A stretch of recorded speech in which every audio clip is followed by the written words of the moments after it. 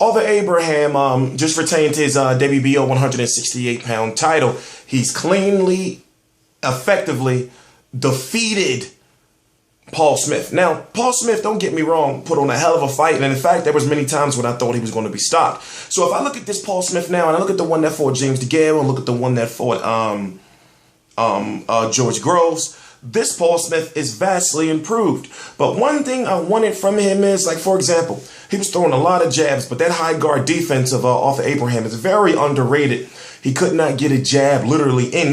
Some of them may have looked like they was in, but Arthur Abraham would tweak his glove just a little bit, you know, to the point where no jabs was getting in. Now, he was firing around the peekaboo guard, but at the same time, when he got close enough, or when he was in Arthur Abraham's range, Abraham was just peppering him with jabs, consistent jabs, straight to the face.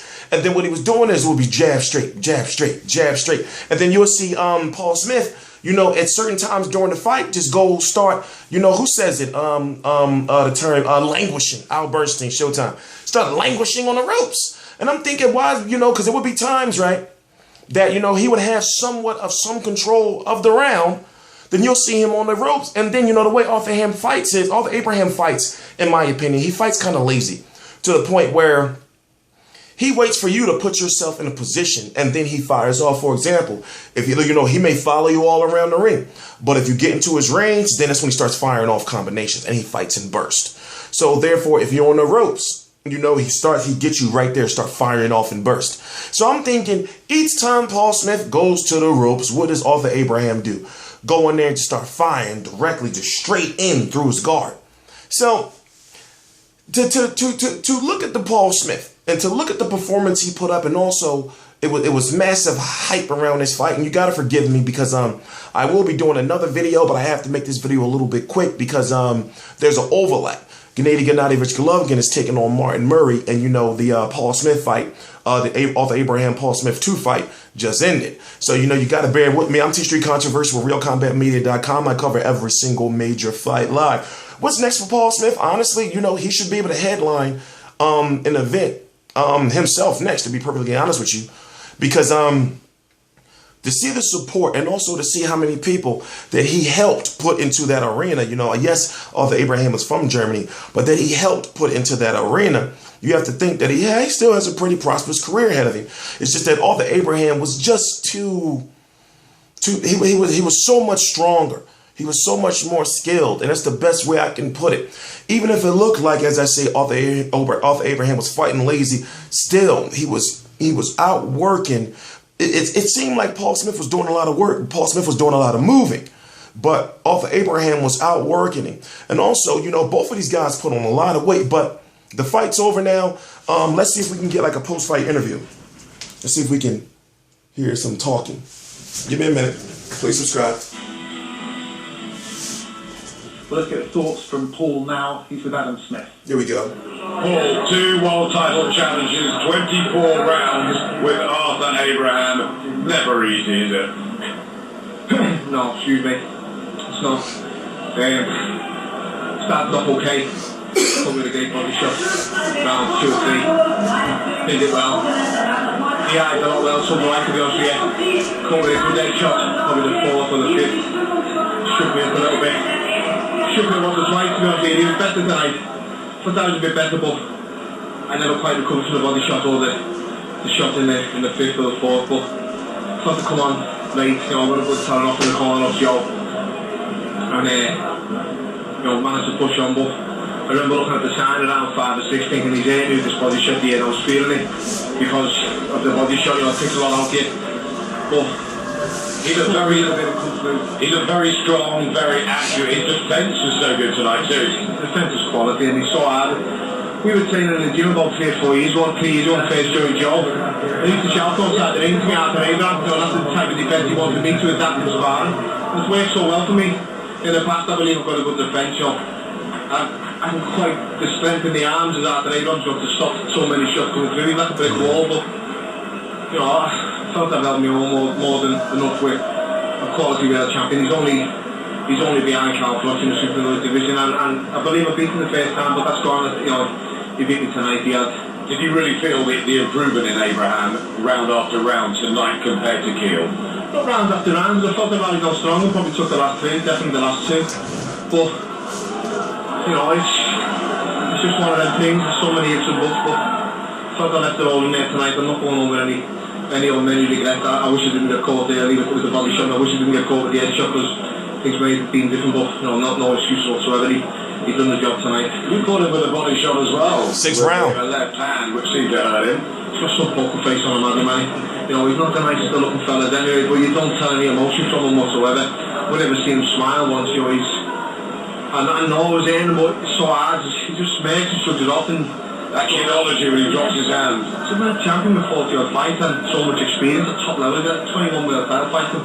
You don't do that if you haven't got a poker face. Ricky Hatton had one of the best poker faces around, he was great at hiding in, and I believe I'm the same, you could hit him with many shots, and he doesn't show in there, and it's so hard, it's so demoralising when you're in there, you think of it to him, your best shot, and he just makes it up and comes forward again. And you know he's there, but he's good at hiding it, so there's always that doubt, but, you know, listen, I thought that was better tonight, but he was better as well. You were so angry in Kiel, unsurprisingly, one of those scorecards absolutely terrible. Tonight, is that a fair result? I think so. You know, I thought he was seriously now, did it? I switched off after 6 or 7, I think, and I lost 7, 8, 9.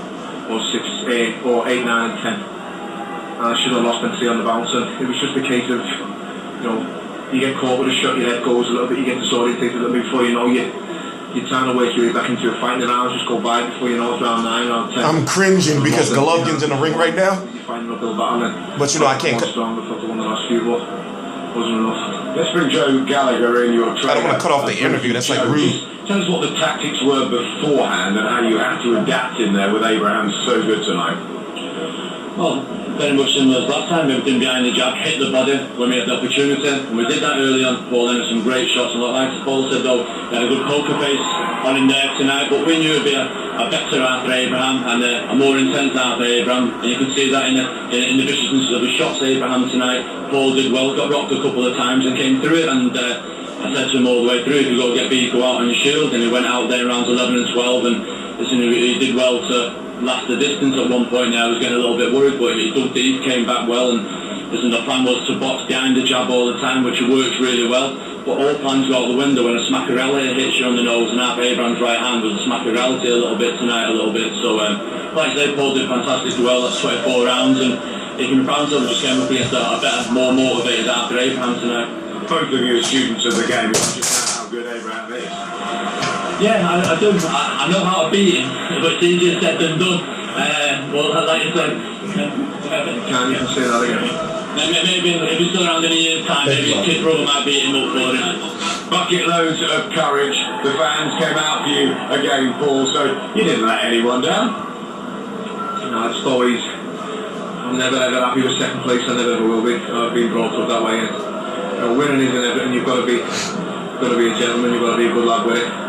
But no one likes losing, and you know I didn't tonight. But as I said after the last fight, you know I'll never ever turn from my decision on what I said on the last fight. I won that first fight, but it just was to be tonight. I didn't win that fight tonight. And you know, listen, it's bigger things in boxing. My wife's expecting our second child together, and I couldn't be happy with that, honestly.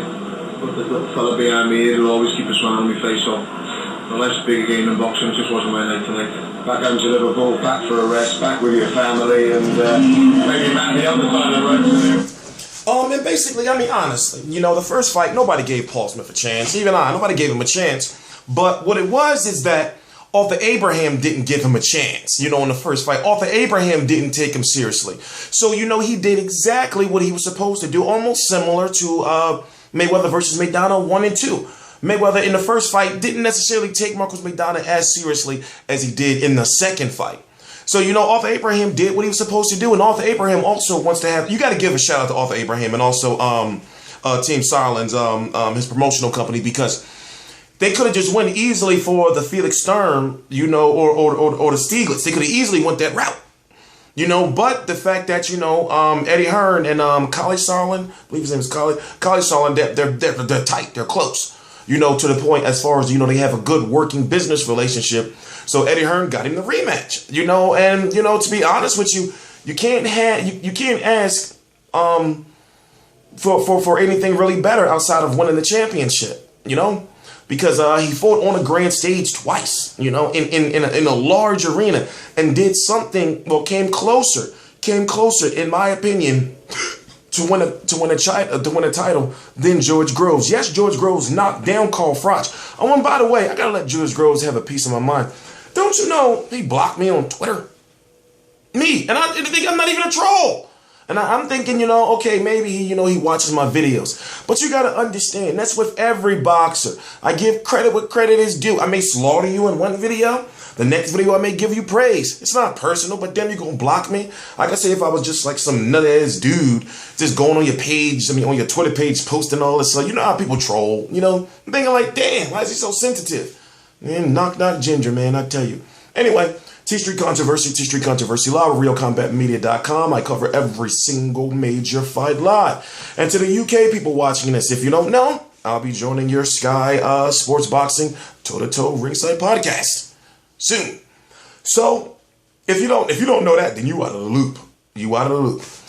T-Street Controversy live. The only thing I can say is, I just wish we're able to see these fights in the States, man. I wish, how does this benefit a guy like Paul Smith? If he wants to come over here to the United States and fight somebody, after putting up a good performance like this, stuff like that pisses me off, but that's why we got Al Heyman and NBC and, all that stuff, thank you, Al Heyman. T-Street Controversy, Gennady Gennadievich Golovkin versus Martin Murray is my next video. T-Street Controversy live.